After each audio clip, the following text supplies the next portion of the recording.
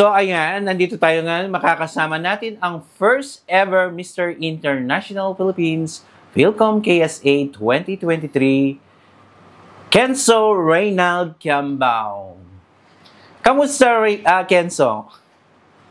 Yan, mabuti naman po. Ayan. Thank you so much po sa pag-invite, Arayat Bus, at sa mga followers niya po. Have a pleasant day.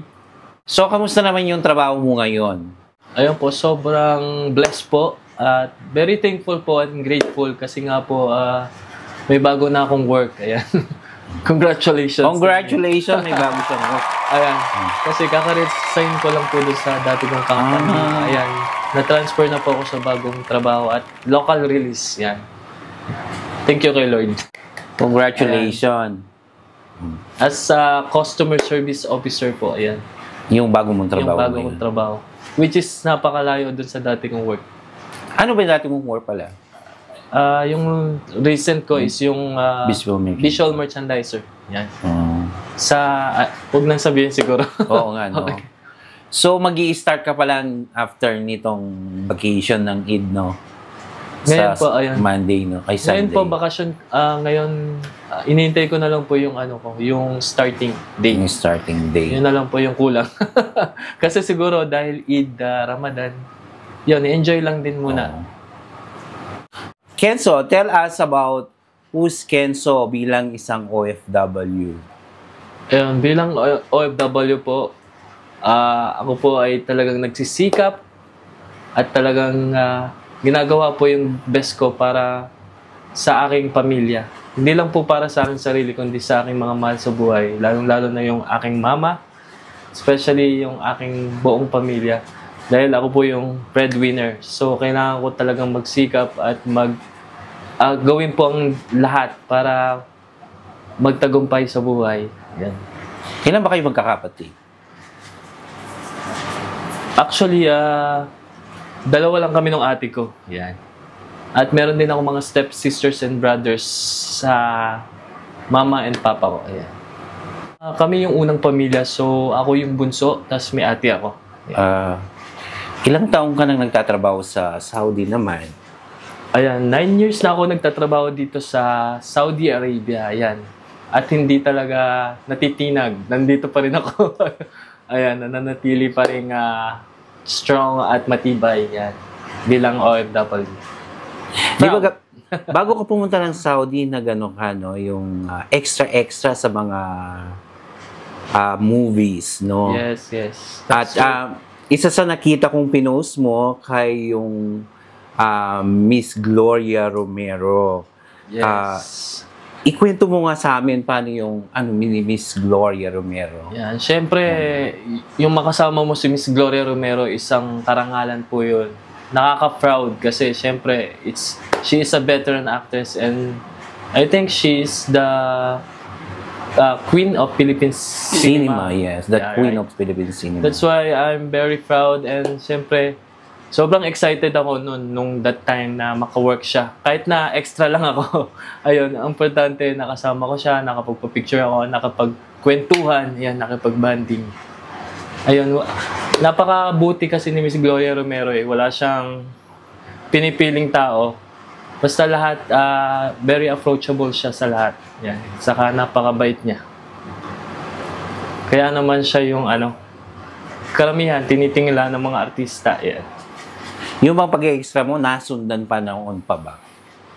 Actually, yung last taping ko nung bilang extra dito sa Pilipinas, ayun, nakasama ko nga si Miss Gloria Romero. Yan, ayun yung last taping ko nung nakasama ko siya. Actually, doon yun sa Clark, Pampanga, shooting yun. Anong title na movie ba siya? O actually, siya, teleserye. Teleserye. Ang bida doon si Gabby Concepcion, saka si Carla Abellana. Tapos yun nga, nanay siya ni Gabby Concepcion. Actually, ang ganap ko doon is abay ako.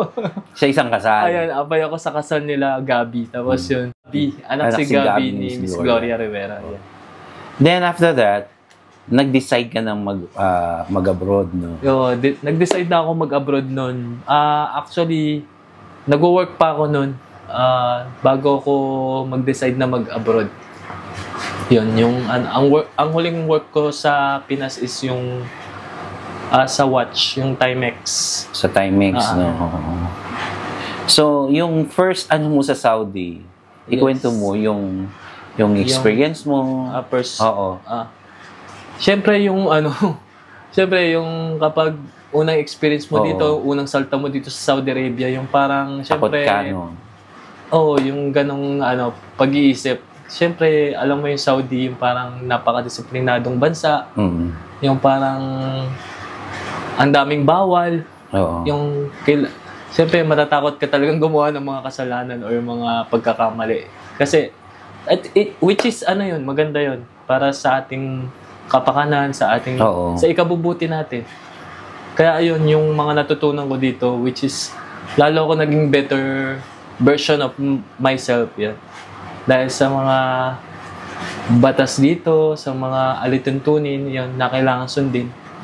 Ako dito nag-start 2016. Ayun. Bali, 9 years na ako dito sa abroad. It starts from Jeddah, no? Jeddah, no? Jeddah ka, no? Jeddah. Actually, yung first, no? Yes. Actually, yung istorya nun, dito talaga ako una. Riyadh. May kabatch ako nun, tapos dito kami napunta sa Riyadh. Bali, 1 week kami dito sa Riyadh. Nag-training, nag-asikaso ng sa office, sa main office. Tapos hindi ko akalain na malilipat ako sa Jeddah. Yun. Akala ko dito na kami sa Riyadh that time. Pero yun, nalipat sa Jeddah. Tapos umabot ng 6 years. sa Jeddah? 6 years ako sa Jeddah. Tapos dito, magti 3 years na ako dito sa Riyadh. Sa Riyadh. Actually, nag-abad din ako 6 months. Ang dami mo na palang napuntahan na lugar. Vacation. No? Actually, parang naikot ko na dito yung Saudi. Pero yung actually, the fun fact is yung Saudi pa lang ang napupuntahan kong bansa. Bukod sa Pilipinas, siyempre, yung natin, home country. Ito na yung parang naging second home ko, Saudi. Inshallah, sana makapag-travel sa ibang bansa. Ayun, isa yun sa mga bucket list ko. Speaking pageant, sumali ka na sa mga pageant, ikaw ang naging first king ng MIPH dito sa Philcom KSA. Yes. May balak ka pa bang sumali in the future? Ano yung aabangan ng mga followers mo at fans dito? Para sa akin kasi, ang daming naniniwala pa rin sa akin . Ang daming sumusuporta, sa mga nagmamahal, yun. Maraming salamat, shoutout po sa lahat ng mga sumusuporta sa akin, mga nagmamahal, at nagtitiwala. Simula nung sumali pa ako sa Jeddah, yung grand winner ako as Ginoong Turismo Pilipinas, Philcom KSA. Ayan, until now, yun, yung nanalo nga ako sa Mr. International Philippines Philcom KSA. Grand winner din, yan. Maraming salamat at hindi pa rin po kayo nawawala at talagang sinusuportahan niyo po ako all the way. Yan. Maraming salamat po. Siyempre, hindi ko naman po sinasarado yung pagkakataon. Kung meron pong chance na makasali po uli or hanggat may nagtitiwala po sa akin na kaya kong manalo, why not po? Kasi maganda rin po kasing experience yun. Kasi naniniwala po ako na every day is a learning process. So, saan ka sasali? Ayun lang. Siguro next chapter, basta surprise na lang. So, aabangan na lang nila. Aabangan nila. Oba. That's true. So, pwede mo bang i-share sa kanila yung mga bagong sasabak sa mga pageantry dito sa Philcom? Ano ba yung mga tips mo sa kanila? Mga experience mo. Sa mga baguhan. Sa mga baguhan. Yung mga... ma-advise. Okay. Siyempre, ang ma-advise ko or sa mga bago or sa mga gustong sumali sa pageantry, yan, sa modeling or anything, singing contest or ano man, na mga naranasan ko dito sa Saudi, yun. Ang importante po, wag po tayong mawawala ng pag-asa. Yun, magtiwala lang po tayo sa ating sarili, sa ating mga kakayanan. Ayun po yung pinaka-importante. Saka syempre, lagi po tayong huwag mawawalan ng hope. Siyempre, yung pagpipray po, yan kay Lord, napaka-importante kapag sasali ka po sa isang pageant. Siyempre, kailangan i-enjoy mo lang din yung journey. Tapos, laban lang. May gusto ka ba mga pasalamatan, mga kaibigan mong sumusuporta sa'yo, mga followers mo? Ayan, pwede mo silang pasalamatan on. Ayan. Of course, first po, gusto kong magpasalamat kay Lord God dahil siya ang lumikha sa ating lahat. Ayan. Siyempre sa aking pamilya, kay La Mama, yan, sa Pilipinas. At siyempre sa aking handler na si Kuya Yao. Sa aking mga supporters tulad nila Kuya Owen, nila Kuya Bart, ni Arayat Bas, yan. At siyempre sila Yusef, yan, mga kaibigan ko dyan, sila Lai. Ayan. Sa lahat ng mga nagmamahal, sumusuporta sa akin sa journey ko sa pagsali dito sa pageant hanggang sa Manalo at sa aking mga gigs, sa pagiging singer at model dito sa Saudi Arabia. Sa mga sumusuporta at nagmamahal po, maraming salamat po. Thank you so much. May ipopromote ka ba sa social media, yung show, para sa mga followers mo dito sa Philcom? Ayun. Ayan, maraming salamat po, Arayat Bas, sa mga followers niya po.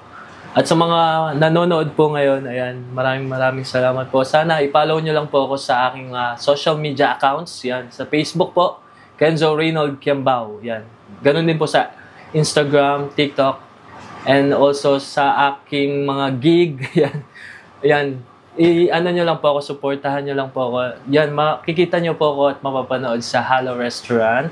Yan, i-visit nyo lang po yung page ng Halo Restaurant. Makikita nyo po dyan yung kung sino yung mga magigig that time. Yan. Tapos, syempre po sa social page ko po, yan, makikita nyo po yung mga gigs ko po. At syempre yung mga kaganapan sa buhay. Yan dito, as an OFW. Ayan po, maraming salamat, Mr.